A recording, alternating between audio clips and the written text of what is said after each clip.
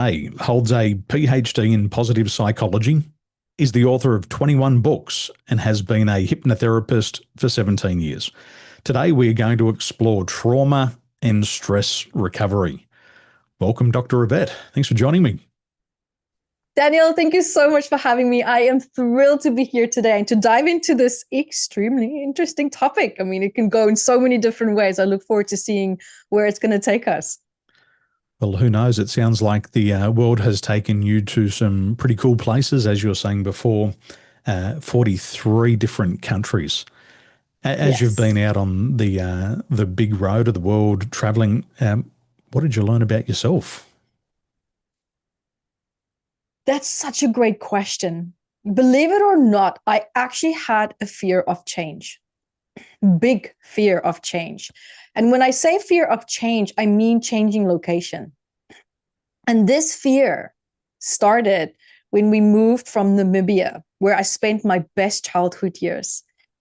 When we moved from Namibia to South Africa, right into apartheid, where I didn't understand what racism was. In Namibia, we didn't have issues or challenges with that. When neighbors were like real Africans and we were playing mud cakes and having a great time together, going to school together. And suddenly I'm in South Africa and there's this cutthroat tension. And long story short, just associating change with so much loss and trauma, I actually became quite frozen in myself. And having moved from that place, working through that, I finally switched and opened up to traveling and seeing the world, seeing different places, seeing different things. And one thing that I learned that I still take with me to heart today, that I'm so thankful for, is that I am at home and safe wherever I am. Because it took me such a long time to come back to that innocence, that sense of safety, that sense of stability in an environment. And because that move from Namibia, where I was living this fairy tale life, suddenly to this life that it was like I stepped into a movie. And just the trauma of that and the stress of it that really shook me to my core. It was very healing for me to realize that safety can be within. You don't have to rely on your environment for that. And when I really, really grasped it, I couldn't unpack my suitcase. Now I'm like, it opened up a whole new world for me, and it did. And I had a blast. I had a blast. It was amazing. 43 countries later, and still I get, cabin fever when I sit still for 3 months. I'm like, whew, I need to move now. It's time to meet new people. It's time to eat different food, different cultures. So this is one very, very beautiful thing that I learned about myself, how to co-regulate with different people, different environments, and not become set on things being a certain way and being the same way, because it's hard to create change when you're always in that same way, in that same pattern.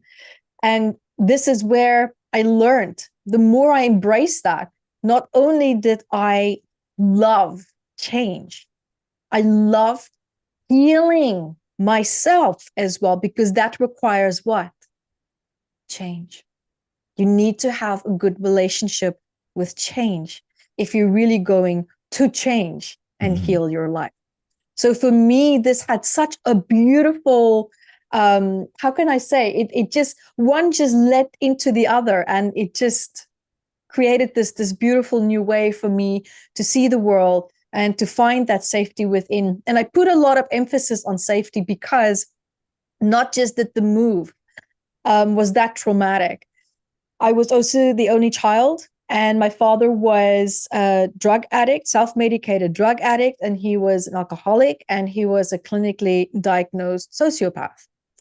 So he was not an easy person to live with. And like I said, I was the only child. So there was no one to carry that burden with.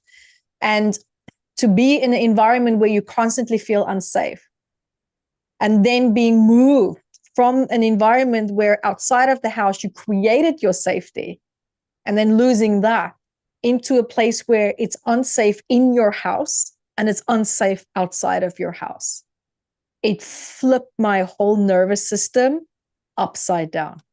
So to really learn to overcome that and build this positive relationship with change was incredible. So that I learned about myself, that I'm stronger and more diverse than what I gave myself credit for, because our view of ourselves is so distorted based on how we feel, based on what we think we can do. And all of this is based on, this ripple effect of all these old wounds. And the more these old wounds started to heal and this ripple effect started to smooth out, the more I started to see, oh, well, there's a lot more to me than someone who's scared to speak and ride their bicycle outside and, live their best life. So it was a bit of a long answer, but I felt it was important to give a little bit of that autonomy, that background to it, because it really truly, to this day, I'm 41 now, and to this day, for me, it's still such a beautiful moment that I consciously appreciate. I'm consciously thankful for it because of that contrast that I now can look back on and say, wow, it's better on this side. Much better on this side. It's a lot to go through in a very short period of time. You've been using hypnosis with your clients for more than 17 years. How common is that pattern in people's childhood? Are you the only person on the world who's been through that, or is it a common thing? It's, Daniel, it's such a common thing. And I mean, I wrote 21 books, right? And people always go, wow, that's amazing. Where do you get time for 21 books? I'm like, well, I had time for 21 breakdowns. I mean, every book was a breakdown. And I'm very serious in saying that. The embrace the break, the abundance mindset, finding your happiness, depression, anxiety, abuse, trauma, all of it, boundaries, everything that I went through, where I collapsed, where I fell apart, like decently fell apart. I learned, how did I put this back together? How did I see what I learned? How did that help my clients and students? And what was the feedback from them? And so forth. So all these journeys were weaved into one another. And absolutely what I can tell you from every single person, of course, that comes to me, but also being trained in learning and understanding a person's language, their body language, all of that, and helping people to get in touch with themselves. Not everyone wants to come for therapy. It's not for everyone, and that's okay. But what I did learn, regardless whether people are in therapy or not, because normally I can only share the statistics of people that I do see in therapy. But what I see outside of therapy, when you can hear people speak, you can sometimes hear that pain in between the lines, right? Mm-hmm. You can see it in the body language. You can see it in the way that they walk, talk, and write and answer questions, where their focus is, where their values are. That says a lot. And I can tell you, there's a lot of people that have been through incredible trauma, and some people that don't even remember it.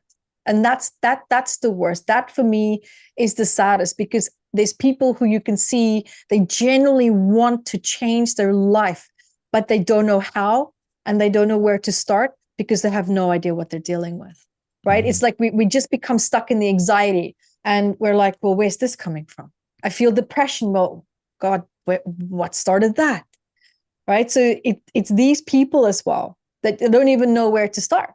And there's so much shame about how they feel and why they feel the way that they do, because the fact that a lot of people don't understand why they feel that they do, it triggers anxiety in itself, but shame, embarrassment, right? That vulnerability of feeling, well, it must be just me. This is awkward. So when I broke the silence in my own life, when I wrote my autobiography, where I went through 3 of these external keyboards because I was crying so much, because it's one thing to talk about your life and then seeing it in front of you and you reading back. Oh, that hit different, Daniel. That hit different. And it took me 2 years to write the book because it was so, it was very raw. But when it was published, the feedback that I received the most was, I sometimes sleep with your book because I feel like I'm not alone anymore. It's just people not realizing that what they're feeling, there's not millions, billions other people that feel that. It's just that what sets you apart from these people is whether they speak or not, right? So a problem identified, a problem expressed is a problem that we now can resolve. But if it's not identified, if it's not expressed, what do you do? So breaking the silence, even if it's just within, Daniel, for me, it's so important. It's very important. So it's an important first step. There's a great author, Dr. Daniel Siegel, and he says, if you can't name it, you can't tame it. Right? I love that. Beautiful. Well said. And I think for a lot of people is things have happened. They've been in a conscious process of suppressing the events because they come up and do I want to deal with it right now? I just got married. Do I want to deal with that stuff right now? I've just had kids and let me just park it over there for a while. Then other people who, just to get on with life, they've repressed it and they've buried it so far below that they have forgotten about the traumas from the past. Sometimes they even fantasize about their childhood being a lot better than it actually was as a form of coping mechanism. False memories. Yeah, it's false memories. So many false memories. When you work with your clients, for somebody who says, I'm feeling stressed, I've had trauma, but I can't remember what it was. How do you navigate that in your field? I love this question because this is what my work is purely based on. I actually developed a technique that was birthed from my hypnosis journey, which I call metaphysical anatomy technique. And this technique I specifically designed for people who don't want to talk about the trauma. They know what it is, but they don't want to talk about it. For those who feel awful, but they don't know why. They don't know what the root causes are. They don't remember their childhood. And for people who have a fear of reliving trauma. Because do you know how many people avoid therapy because of the pain of it? I could imagine a lot. I can't even begin to tell you. Sometimes people feel that suffering in silence is easier than dealing with the pain of therapy. Therapy is not meant to be painful. I'm sorry. You're doing it wrong. It's not meant to be painful. And I cannot stress that enough. I have seen over 7,500 clients, especially with metaphysical anatomy, this big book that I wrote of 722 medical ailments. And this is where my career really kicked off, was to learn and understand how emotions are stuck in the body. And what I learned from that, Daniel, you don't need any of these 3 points in order to create long-lasting change, whether it is trauma, addiction, whether it's pain. Most pain is psychosomatic. I wrote another book about that, one of the many, solving pain without pills, when the answer is not in the bottle. What do people do there, right? So this is where I dive into the areas where people are like, I don't know what is next. I just don't know what is next. And what I learned is, and this came from my own journey, having been in therapy, where a lady took me through a process that caused me to relive the trauma. And I didn't know that the therapy was designed that way. It wasn't very well explained to me. And with the trauma that I had with my father, and long story short, I wrote a book about it. It's a big story. But it took me back to a place that was so traumatic that I started hyperventilating. My brain went into this fake hypoxia mode, thinking that I can't breathe, and I'm gasping. And my reaction triggered her reaction because she shared the same trauma as me. And so now this is secondary trauma to her, and it sets her trauma off. It was a mess. She couldn't get me out of it. It was a mess. And that day when I walked away, this was about 15 years ago. And when I walked away that day, I'm thinking, this is nonsense. This is not what healing is meant to be. This is absolute nonsense, because they believe that you relive the trauma, and while you're in that moment of trauma, you have to love yourself. That's tough. Yeah, well, if you have domestic violence as your background, that's a little bit hard. That's very hard.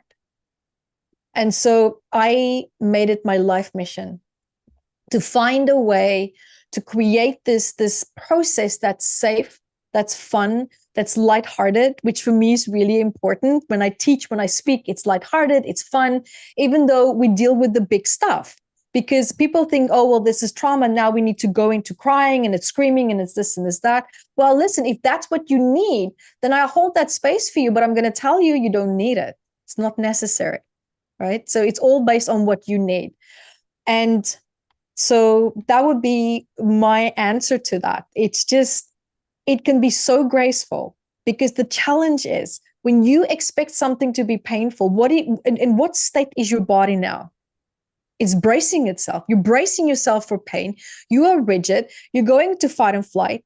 Are you in a mindset that is in alignment with healing?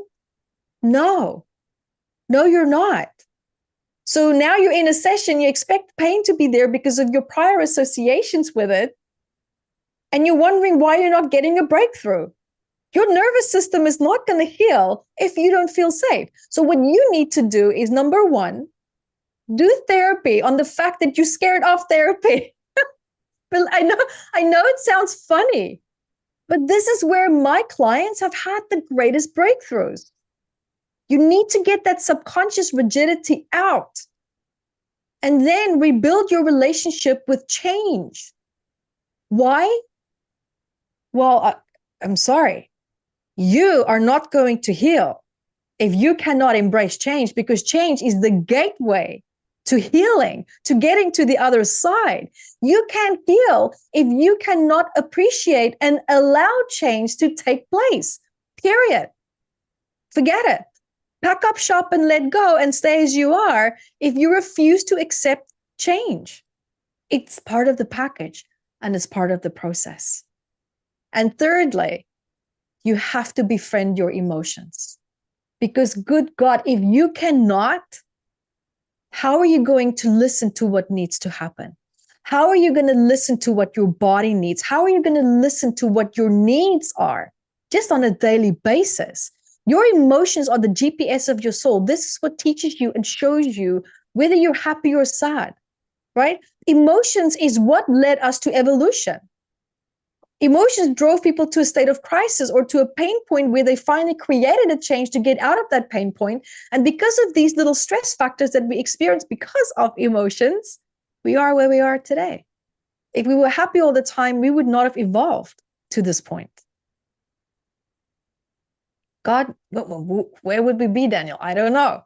But I highly doubt we would be in this advanced state, right? So you see the power of just changing our relationship with emotions. How many people don't like to feel? Well, I was one of them. I get it. Listen, by no means am I preaching to the choir here, but emotions, we're negative bias. We don't like to feel. So we're setting our lives up to be to feel comfortable in that dissociative collapse-free state. We're very happy there because endorphins are being released. So it's like, oh, this is comfortable. I don't want to get out of this. I can't really feel what's going on around me, but that's pretty okay too, you know, because we know what's on the other side.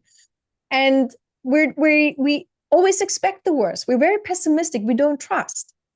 So when we sit in this negative state, this is all that we see. And this is what the mind prioritizes, is this constant threat that we feel bombarded by consciously and subconsciously. The body's not going to prioritize happiness and what's on the other side of real, true healing. That's not what the priority is. It doesn't care about what makes you happy. It cares about what scares you and what makes you feel threatened and stressed. So this is where we need to get a grip. We need to get a grip on these emotions and learn and understand what is the true language and meaning when this happens, when that happens, right? Because we feel bombarded by what's going on because we don't focus on the emotions that we're feeling. And so we glaze over it. We build these different coping mechanisms and strategies around feeling. But now we also know that these little strategies that we're building around feeling creates their own little set of problems. And before we know it, we have layers of issues now that we also need to go and deal with at some point. Because if we drink to cope with stress, well, alcoholism is on the other side. If we smoke to deal with stress, well, lung cancer and emphysema and health problems are now on the other side of that. So you see how the ripple effect of that can create now another problem all in itself.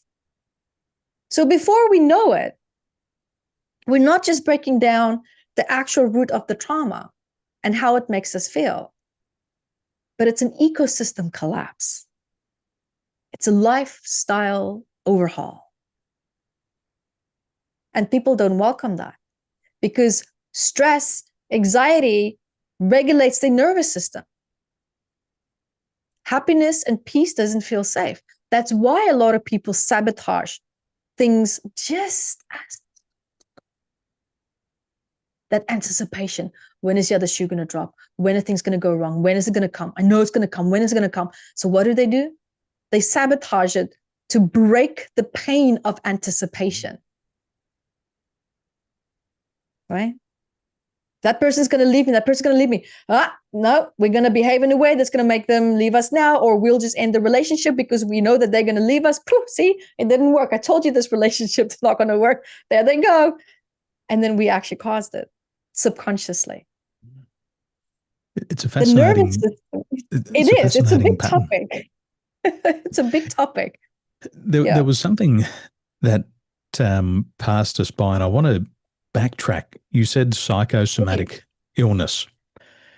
And one statistic I was reading from the Journal of American Medical Association recently, they said that about 97% of visits to the hospital were for stress, anxiety, and depression. And only about 3% of these people actually get the support they need. So people go, they don't get help, and then this stress starts to come out in uglier ways. And I think it was Sigmund Freud who said, repressed emotions never die. They just come out in uglier way. And that uglier way is a psychosomatic illness. We start to have an illness or a disease or a complication. And I saw a post on your Facebook. A psychosomatic illness could show up as dandruff. It could show up as a skin disorder. Yes. And I think that's fascinating because for people who feel that, something's happened, I don't know what it is.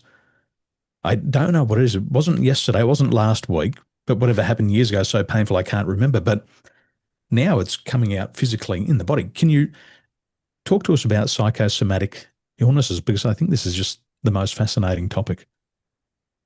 Absolutely. So this is actually what I specialize in, and I love helping people with it, whether it's psychological challenges or whether it's physical challenges. A big one that I have a lot of clients is, say, with psychosomatic pain.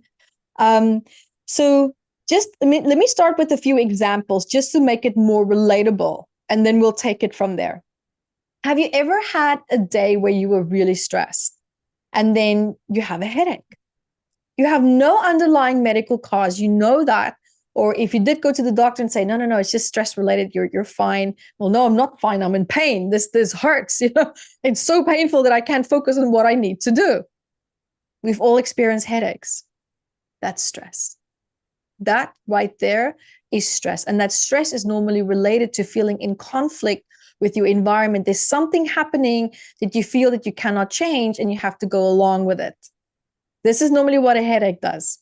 That's normally the psychosomatic message behind it. We've all had stress where we sit at the desk, where maybe you're very comfortable, you're not really stressed, and suddenly you get neck pain.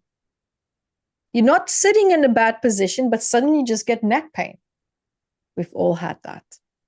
You wake up with neck pain, but maybe you're convinced you slept really well, flat on your back or on your side like you normally do, but suddenly you wake up with neck pain, but you didn't really twist your neck. Why? Another very popular one is stomach ulcers. It's not a medical ailment. It's a psychosomatic ailment. It's stress related. However, somehow this emotional stress can actually affect the lining of your stomach to the point where it can break the lining and it can bleed. Irritable bowel syndrome. Your stomach is up in shambles, it's cramping, or maybe you're bloated, maybe there's spasms, all of it. It's a very painful condition to have. It's horrible, but it's not a medical condition. It's a psychosomatic condition. It's all in your head. Well, okay, so if all these ailments, listen carefully, if all these ailments are stress related, where does stress come from? Let's break it down. Emotions, unchecked emotions. Now let's unpack it even more, because I want to create an understanding for the impact of emotions, because emotions don't just affect us in our life. Irritable bowel syndrome can be inherited. What does that tell you? It's not a medical ailment, Daniel. What are you inheriting? An emotion. Right there. Right there. A specific emotional recipe that is predispositioned in you that sets you up to be more sensitive to certain environmental factors. If they show up, the body's going to respond in a physical manner, in a specific way. And boom, now you have a full-blown medical, psychosomatic ailment that can absolutely ruin your life.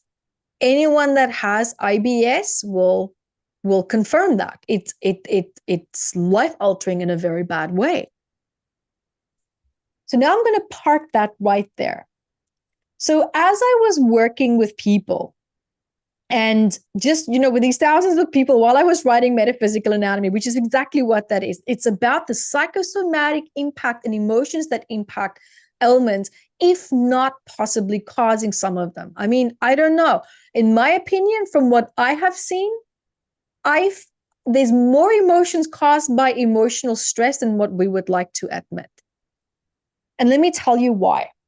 The reason why I'm establishing this argument is that when I started to work with clients, and I'm thinking, my goodness, okay, so you come to me and you say that you have this stress, this is what's going on in your life.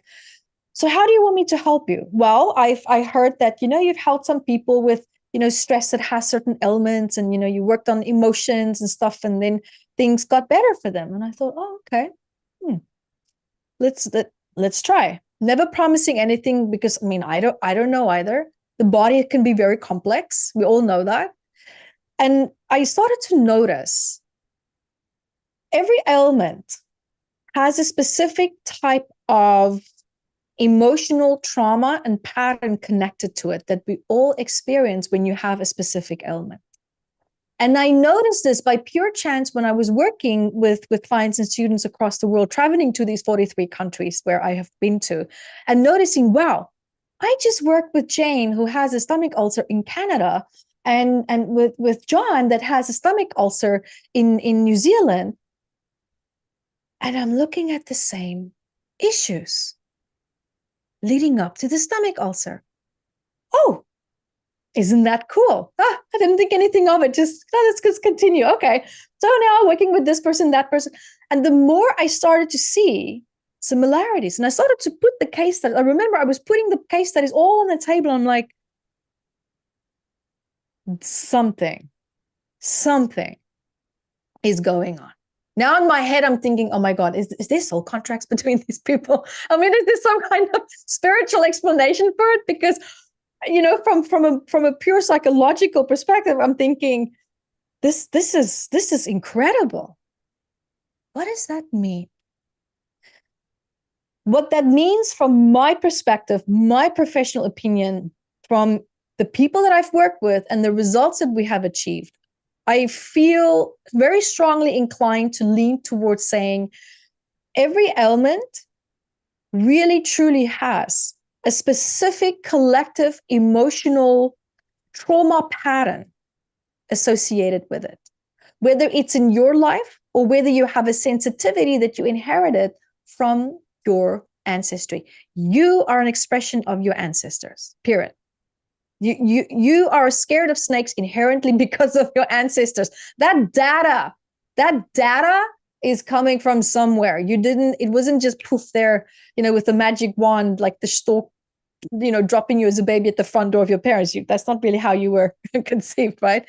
So this is where we need to start to look at, okay, well, patterns don't lie.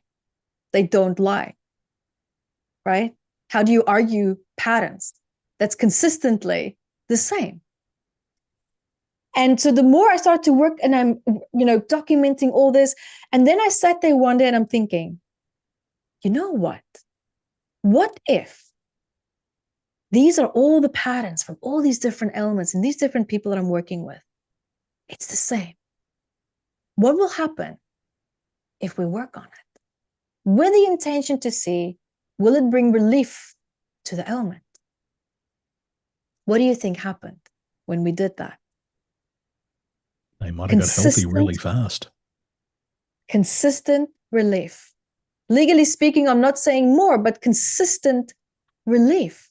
For some people, it's 20%, some people it's 80%. There was always a range, but every single time, there was relief. Wow. And I'm sitting there and I'm thinking, okay, so what this means is that the body stores trauma a certain way. It somehow activates certain predispositions because the person has a type of, call it emotional sensitivity, biochemical sensitivity, and it triggers and it wakes up certain expressions in the body. Now, if that happens, let's go and poke around and see what happens when we release the emotions. And as I did that more and more, the more I realized also that the body has a specific recipe for what it needs in order to heal.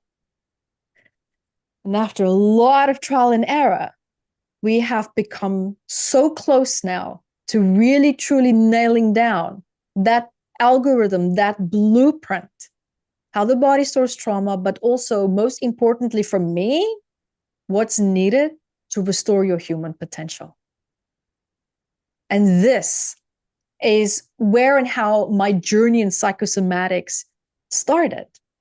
And psychosomatics, as you probably have picked up right now, is when emotional stress becomes so strong that it starts to surface in a physical way in the body. Dr. Candace Pert, who's a neuroscientist, she did phenomenal research on why is it that emotions can impact us so much. And she discovered that the neuropeptides in the neurons in the body that flows throughout the whole body, they play an incredibly big role in transferring data of emotions and how these emotions changes the physiology of the body. And how these emotions also changes the electromagnetic field in the body. We have an electromagnetic field. There's no new age,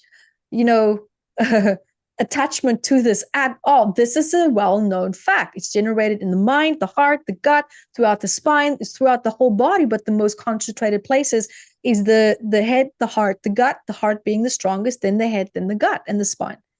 So I thought, isn't that interesting? So what generates this electromagnetic field? Oh, the neurons. Oh, where the neuropeptides are also living. Oh, well, that's interesting. Have you seen also how negative emotions can affect molecules? We've seen a lot of research on that. We've seen that. Even how the vibration of music can change molecules. We've seen that. This is wonderful science that's been scientific research that's been done around that. Oh, wow. Emotions can change this electromagnetic field and the frequency of it as well.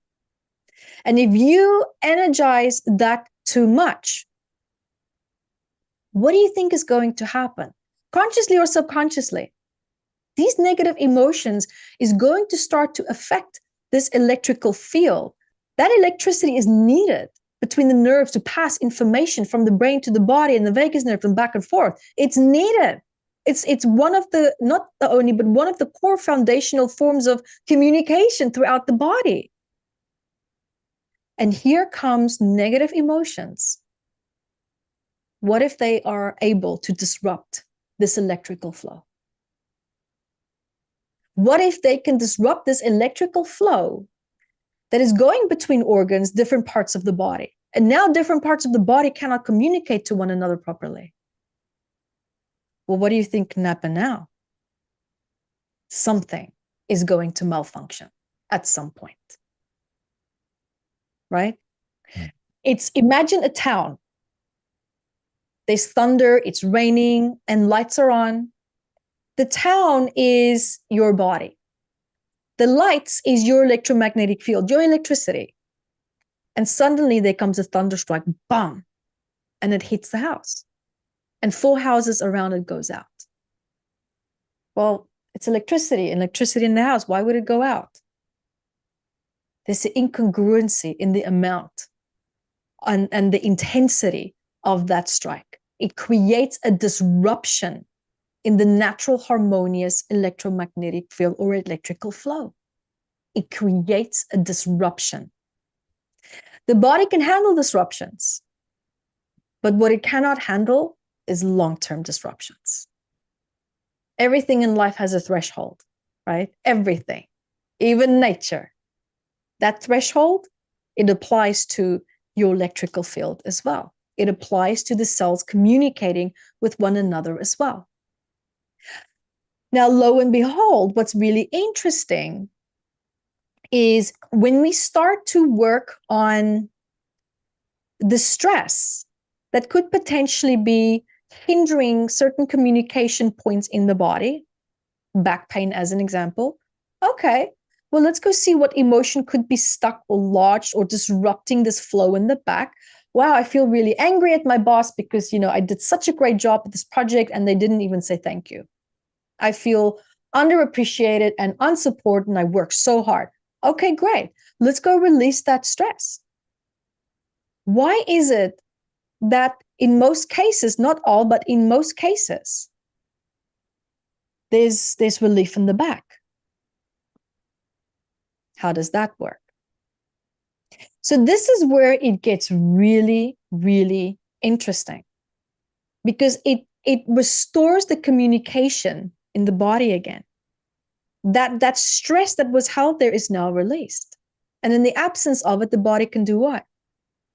Communicate properly again. I've worked with quite a few people who have had strokes. Certain parts of the body don't work anymore. There's a lot of communication challenges, right, in the body. Wow. Well, isn't that interesting when we go and look at the emotional stress that led up to that stroke? And we give the body a voice in the area where the challenge is. Isn't that odd? Isn't that interesting that certain improvements are then experienced after a stroke? Well, no, it can't be. There's damage. Really? You want to tell me the body has always been damaged? It doesn't have a memory of being healthy? So if you take the stress away that caused the disruption, well, shouldn't it kind of go back a little bit maybe to the way that it was because there's now space for it? I don't know. My clients will tell you a different story, but here I am and I'm thinking that's really interesting. Isn't that phenomenal? Doctors are sending their patients to me. Chronic fatigue, people, trying to get better from stroke, people with psychosomatic pain, even if they had pain as a result of a car accident.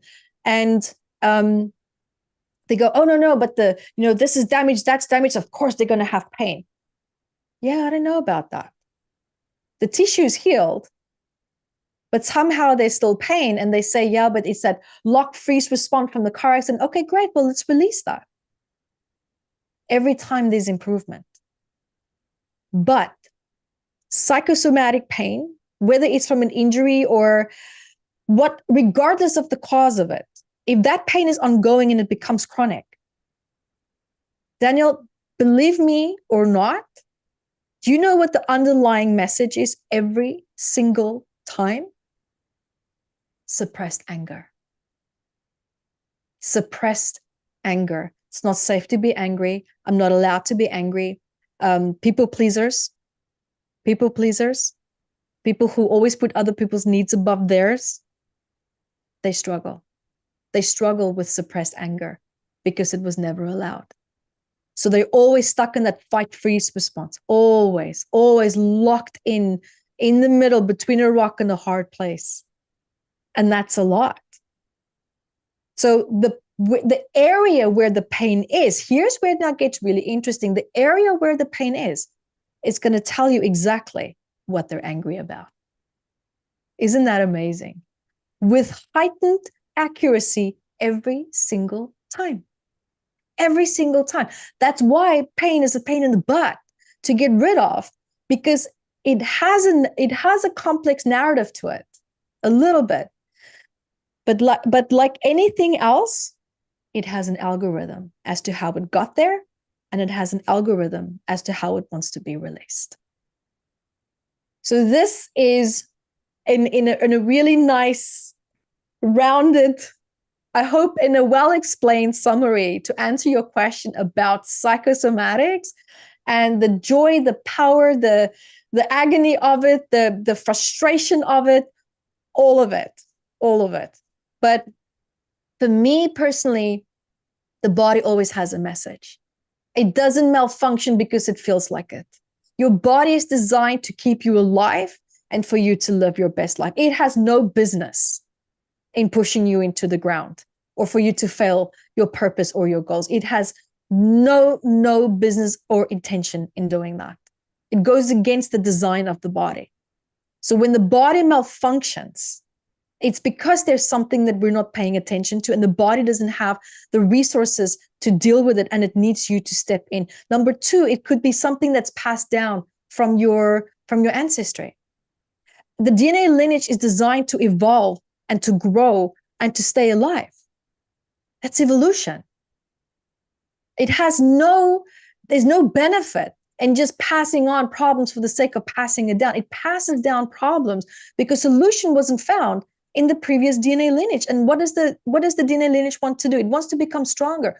All right, let's pass it down and let's see if someone else can find the answer. And because did you know when the answer has been found, that data is spread through the DNA lineage through cellular communication. Studies are now being done by that. By this specific research. More needs to be done. But it's phenomenal, isn't it? Mm. Isn't that incredible? So powerful that the mind can make the body sick. I remember a gentleman years ago, he was telling me a story. He said, Daniel, I've got this business and it's back-breaking work. And I said, well, what are you going to do about it? And he said, maybe one day I'll get rid of the business. I said, why don't you do it now? Get on with life. And he told me, he said he just kept repeating this same thing over and over again. This is back-breaking work, back-breaking work, back-breaking work, back-breaking work. And then one day at work, he broke his back. No. And I asked him, I said, look at that. I said, is there a reason for this this situation? And he said, yes, I needed a way to get out of the business. And I said, well, what are you going to do? Yeah. Anyway, he went back to the business. He didn't learn his lesson the first time. No. Like you were saying here. And he then started to say, these workers are breaking my neck. These customers are breaking my neck. And then he had a car accident on the way home, got thrown out the front of the car, and he broke his neck. And I said, is there a pattern here? I said, once is a once off, twice is a pattern. What do you see here? He said, my mind makes my body sick. And I said, that's right. That's a psychosomatic illness. I said, what are you going to do this time? He said, well, I'm going to get out of the business. Interesting gracefully way. get out of the business. Mm, it's fascinating how sometimes we can't hear ourselves speak. Like you were saying, a couple of these things. Uh, Sick to my stomach. A lot of people say it makes me sick. It makes me sick, and they've got an Yeah, irritable bowel syndrome or the opposite. They're constipated. The mind's yeah, making the body sick. People say, you know, I'm not getting the exactly. support, and they're getting these back pains. One gentleman said to me, he said, Daniel, I've lost my vision. I said, you've lost your vision. And the next time I saw him, he's wearing glasses. And I said, you were serious? He said, yeah, I told you I lost my vision. I said, what does that actually mean? And he said, well, I don't know where I want to be 5 or 10 years from now. And I said, well, why don't you set some goals? He set some goals and he took the glasses off and he never put them back on again. No, look at that. Look at these incredible examples. These little things. And if we pay attention to it, it's like Yeah, Mondayitis. I think if people were honest with themselves and they could name that emotion, you know, I'm yeah, full of rage, full of anger, full of yeah. sadness, full of guilt, whatever it might be towards that job, they could name it, they could tame it, and they could keep their Right. health and find another income stream. But it ends up showing up in Mondayitis. They get sick. Why do you get sick on Sunday night? Why do you get sick on Monday morning? Mustn't like your job. Say it. Yeah, So exactly. it's a And it's fascinating topic. but you know what, where it gets even more fascinating is when there's challenges that we have that's inherited, behavioral patterns that's We're not inherited. rich people. Where is it, but not just that, We're where not is it coming educated. from? It's not even in the mind yet. Where is it coming Mm, from? Right? This is where it gets really interesting. And then we have trauma before the age of 3. It's all nervous system. It's mm. all nervous system. It's like if you Somatic. pay close attention to family patterns, I got married, so I was 30 and I got married, and all of a sudden it was like a switch changed in my brain. And my wife said to me, "Can we go out for dinner?" And I said, "We can't afford it." She said, "Could we go to the movies?" I said, "We can't afford it." She said, "Can we go out and do something?" I said, "We can't afford it." She said, "What's wrong with you?" And I said, "I sound like my mother." And so I started to think about some of the things that Wow. my mum had said. And, you start to go back through these Mm, things. Money doesn't grow on trees. It's okay for them. They're educated. We're self-employed. They work for the government. And then all these right. thoughts and feelings are in my body, but I'm thinking, I've learned that from somebody. And so my Yeah. mum says, well, you better go talk to your grandmother about this. And I go and talk to grandmother and she's got the same language pattern. And I'm like, oh my gosh, talk to my grandmother. She tells me about her grandmother, her mother, the same pattern. And it's been passed down through the Wow. generations. And so at 32, I thought I better change this. And I wanted to make sure, firstly, with the language, that I hadn't passed it on because I believe in what they talk Right. about is memetics. We've got genetics, things that can be passed down through the bloodlines, but then we have memetics. And memetics is a mind virus. It's like they say if you Mm, hang around 5 successful people, you'll become the 6th. And one of the reasons why that is because we're yeah. downloading, we're absorbing the way that they think, Mm, feel, and act. And if we're very sensitive people, highly sensitive people, we absorb it. We absorb it like in NLP. We learn about matching and mirroring. But what they don't teach you in NLP is that it's triggering mirror neurons inside the brain. And so you're yeah. getting these thought processes, they're becoming yours, it's changing the way you think, feel, and act. And all of a sudden you become successful. Mm, mm. And that's memetics. And thank God there's some enriched environments that you can get into, like your programs. People are going to absorb that from you. But when you ask your Uber driver for financial advice, you're going to pick up the wrong mind virus. Right. It could be a different vibe. Right. So, I mean, it's very true. And I mean, that really touches also on emotional contagion, right? That's Mm. where we we start to where we can regulate with one another. But there's something else that I'm going to push this a little bit further, just if one more minute, if I may. I'm going to push this just one step further to support what you said, but I'm going to put a different twist on it. Daniel, have you ever been in public and you cannot see the person's face, but somehow you can feel that there's just, whew, There's something really heavy, very down. There's something going on, but they're not showing you any indication why you should feel the way that you do. And you feel it so strong that it changes your biochemical responses in your body to the point where you're insular, right? That interoception. Now you become aware of this shift in the body. What just happened? This is what I noticed is the power of our extended electromagnetic field. Remember, energy flows where your focus is. If you're looking at that person, it's almost like an intuitive connection is made. And this is what Dr. Candace Pert, that neuroscientist, talked about as well. This is frequency matching. Somehow data is transferred between their electromagnetic field and yours. And your body is now reading this information coming through the neuropeptides, changing, setting off different hormones and chemicals in the body, eliciting certain emotions and emotional states to the point where it alters yours. And your body receives that feedback. And we formulate a story or an intuitive message based on how we feel. Isn't that incredible? Now, what I learned is that exact same concept, how to use that and turn it around and elicit changes in someone's body. I want you to hold up your left hand. Now you're going to look at it.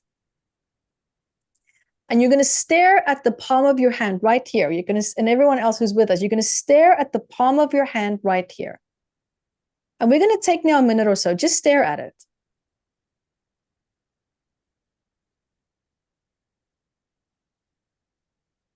Think of nothing. All that you do is just staring at the palm of your hand. I don't want you to look at the lines or focus on that. I want you to think of nothing. Just stare at the palm of your hand. What do you notice on your hand?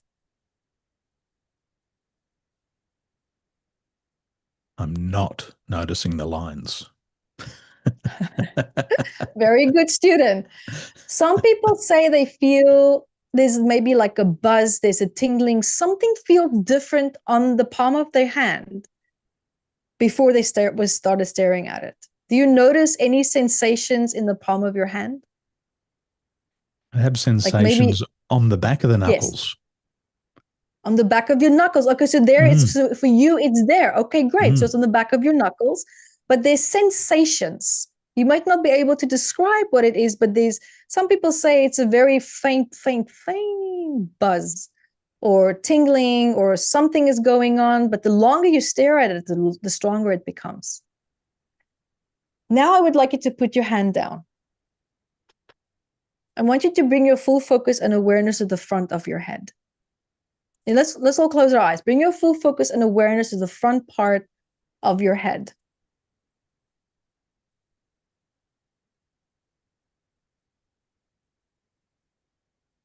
And notice as your full focus and awareness is at the front part of your head, it starts to feel slightly a little bit heavier. Some people say that it feels like there's a light band around their head, or it feels congested. It feels full. Do you notice that? Yes. Now what I would like you to do, exactly where your full focus and awareness now is at the front part of your head, I want you now to expand it. Imagine that you're expanding.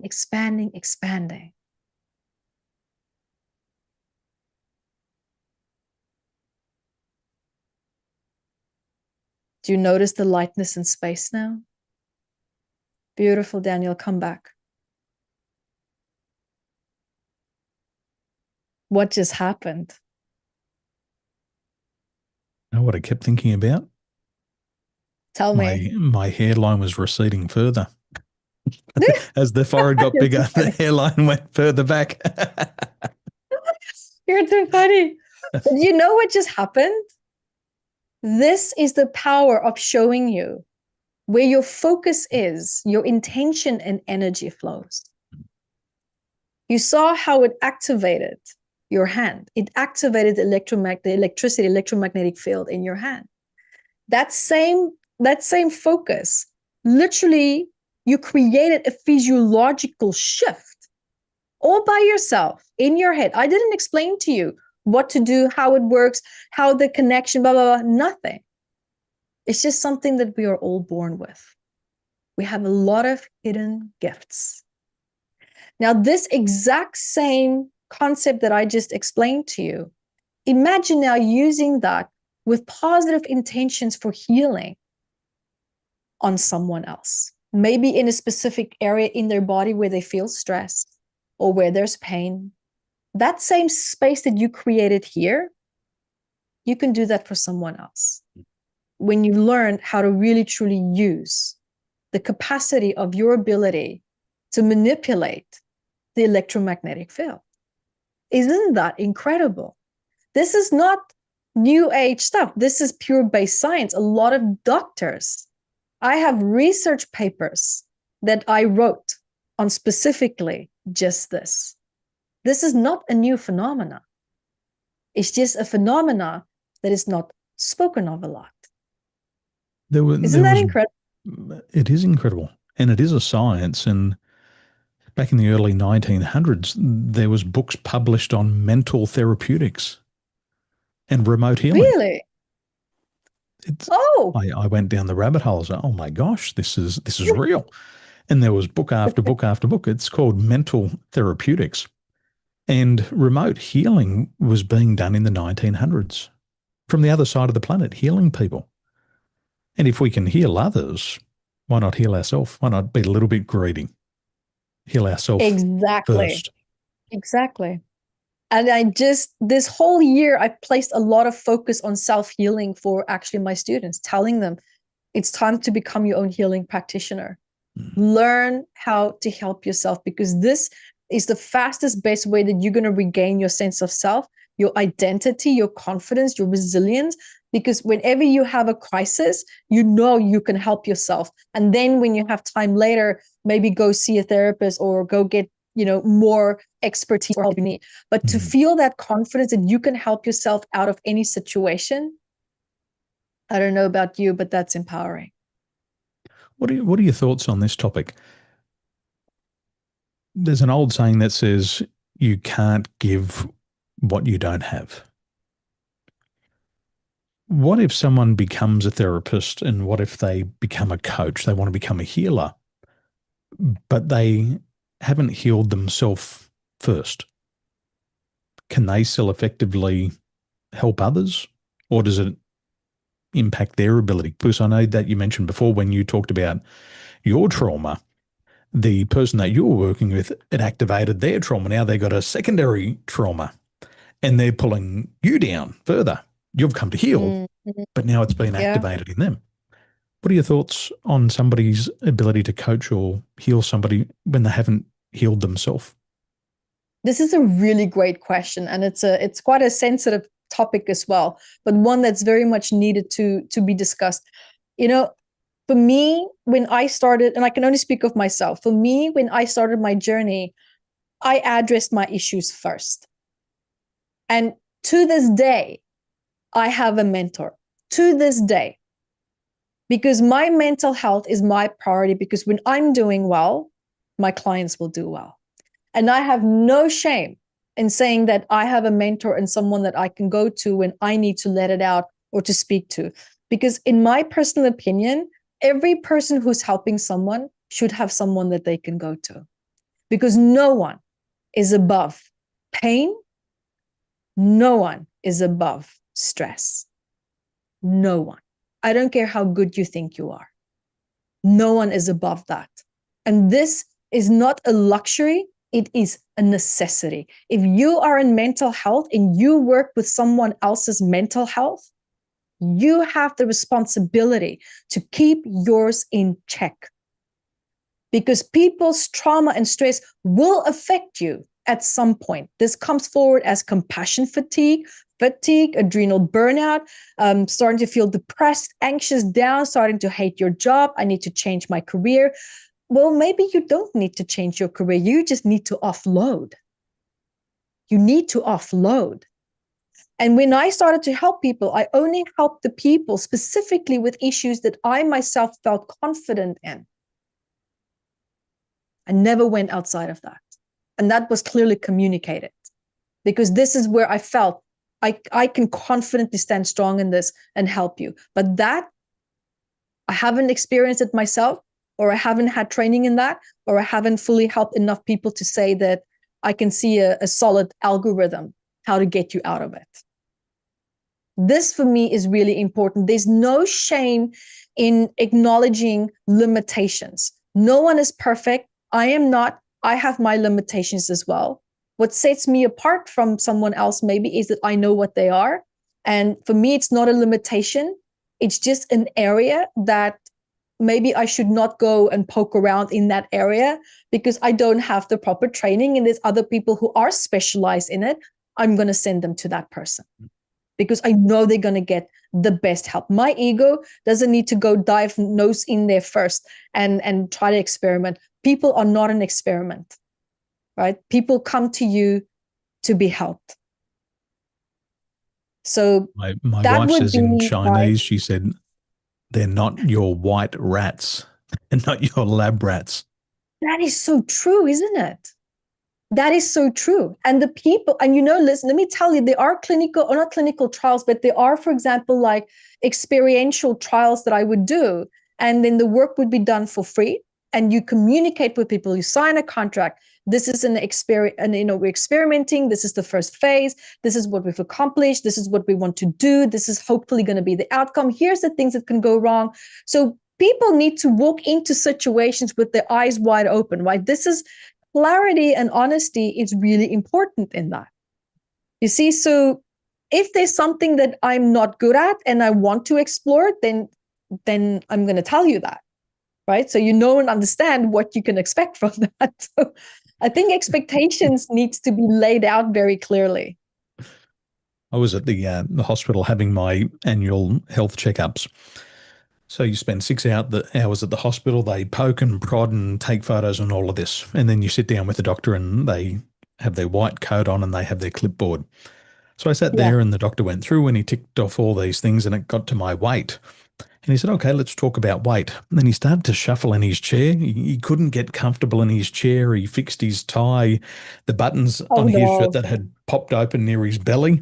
He's trying Oh to tuck that no. back in and he was really uncomfortable. And I thought, I know what's coming. He said, Mr. Yeah. Tolson, he said, your BMI is high and it's in the area of obesity. And I smiled at him and I said, really? and his belly's popping over and he felt so uncomfortable. No wonder the shuffling. And I said, oh, let me tell you a little bit of something about BMI and where BMI was calculated, etc. Anyway, I had a good laugh because it was so Bless uncomfortable his heart. for him. And I bet he was wishing internally, I wish I didn't have to have this conversation. But Oh, in the bless. training field, I Yeah. saw a horrible example of this. There was a live 3-day event. The trainer got up on stage, made a big promise of all these fantastic skills that would acquire, the new knowledge, the new approach to selling.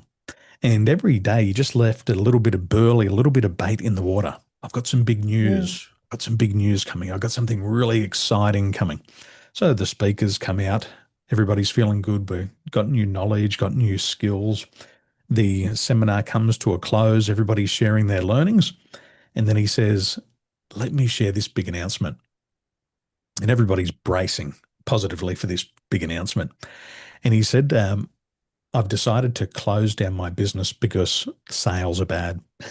This has been a 3-day sales seminar showing how that one sale could change your life. And everybody went, and, No. and it was deathly silent in the entire room.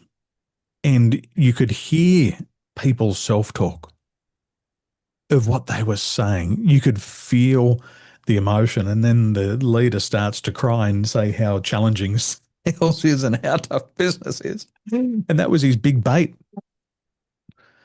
And it was that emotional absorption. What I noticed in that minute, all that good work that was delivered for 3 days was taken away because somebody hadn't solved that problem for themselves. And instead of helping them, it hurt them. One of my mentors, Dr. Tad James, he said, Daniel, if you're doing therapy and you can't help the person improve their situation, if you're not helping them, you're hurting them. You're making it worse. So if you haven't solved Mm. it within you, just refer it out. Send it to somebody Mm. else who has. That's the right thing to do.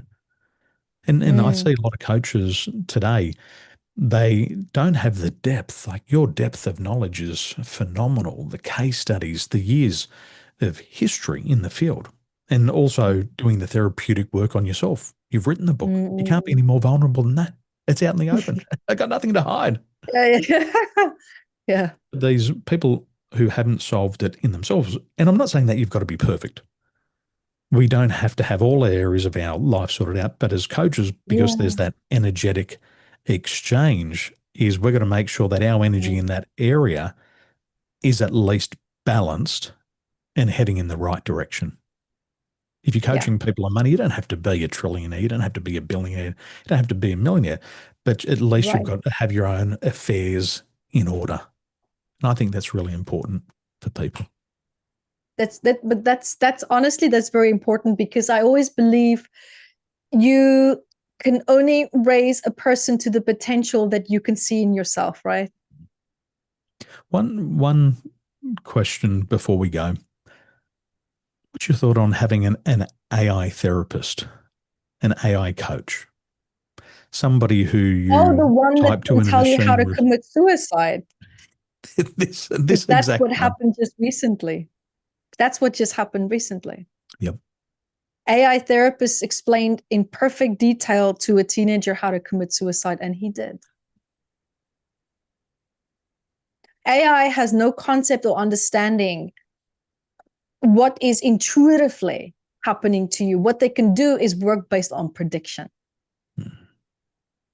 But when anxiety is there, it doesn't always mean that it's XYZ emotions, bumble together. And then here you go, it's anxiety, and maybe it's from your childhood and so forth.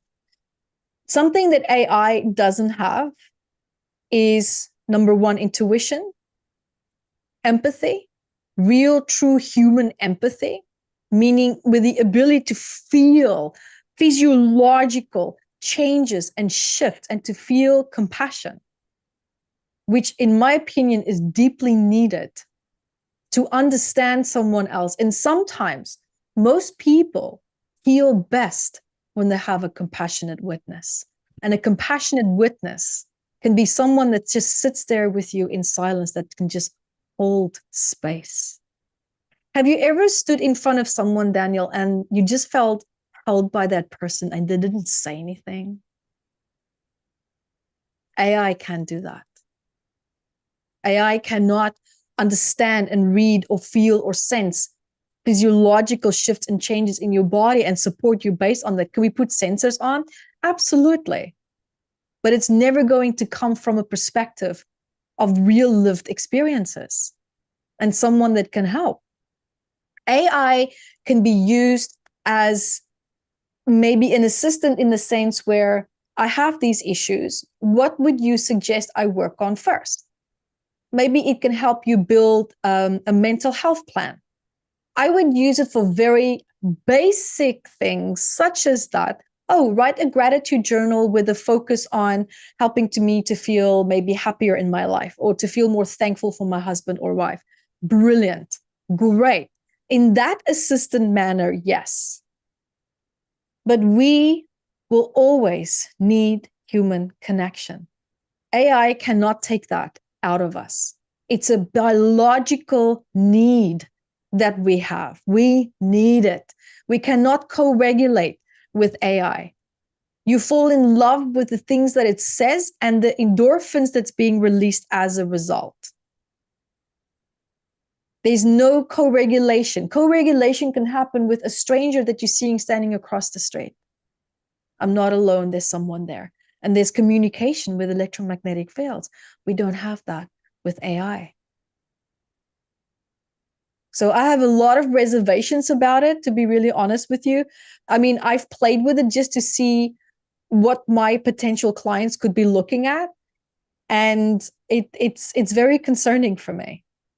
It's very concerning. It doesn't have common sense. It works based on prediction and patterning. Mm. And Dr. people Evette, can be very predictable.